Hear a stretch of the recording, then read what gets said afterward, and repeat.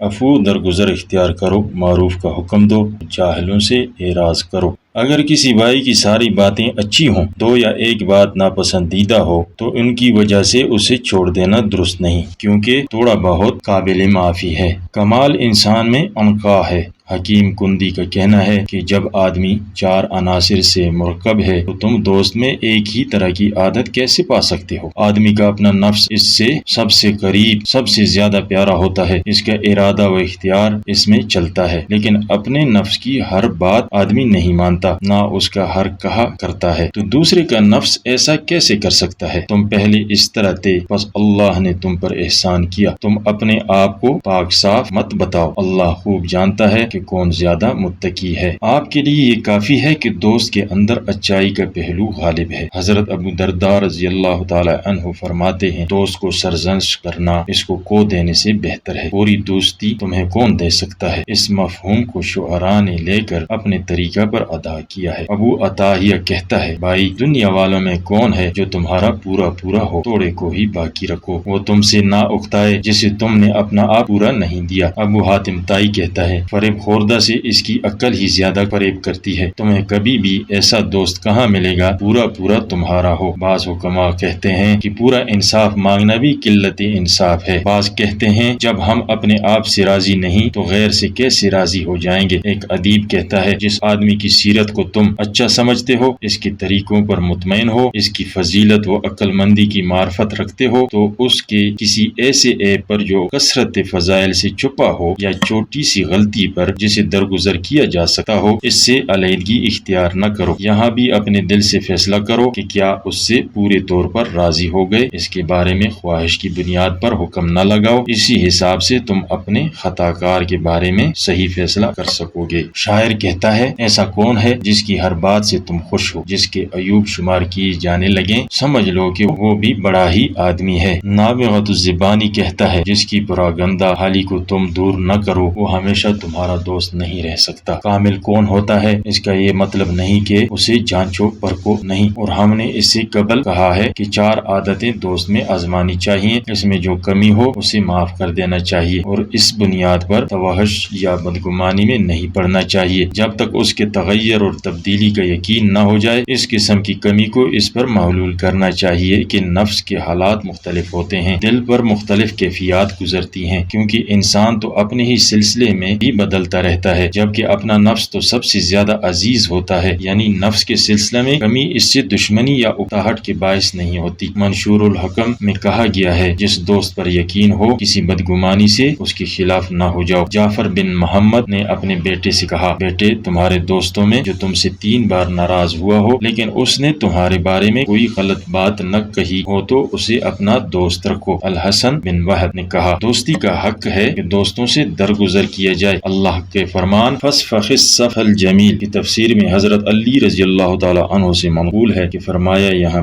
بہترین درگزر کے معنی ہیں اس پر عتاب نہ کرو، اس سے راضی رہو۔ ابن رومی کہتا ہے، یہ دنیا ہے، یہاں لوگ ایسی ہی ہوتے ہیں، آنکھ میں تنکا چبھتا ہے تو در پیدا ہوتا ہے، جب تم خود کامل نہیں تو یہ انصاف کی بات نہیں کہ دنیا میں کامل کی تلاش کرو۔ ایک شاعر نے کہا، ہمارا ملاپ ہر زمانے میں رہے گا، ہماری جدائی بہار کی بارش طرح ہوگی، اس کی بے رخی سے تم گھبراؤ گے لیکن اپنی کمی کے باوجود اس کا مائل ہونا آسان ہے۔ اس بات سے اللہ کی پناہ کہ کسی کو تم غضب نہ پاؤ سوائے محبوب کے، کیونکہ اپنے محب سے ناز نخرے کرنا اس کی فطرت ہے۔ اگر اللہ کا فضل اور اس کی رحمت نہ ہوتی تو کبھی بھی تم میں کسی کا تزکیہ نہ ہوتا۔ مقول شاعر، تم ایسا کامل چاہتے ہو جس میں کوئی عیب نہ ہو، یا عود بغیر دھوئیں کے خوشبو بے کہتی ہے، اپنی صفائی نہ جتاؤ، تم میں کون پرہیزگار ہے، یہ اللہ کو معلوم ہے۔ وآخر دعوانا الحمدللہ رب العالمین۔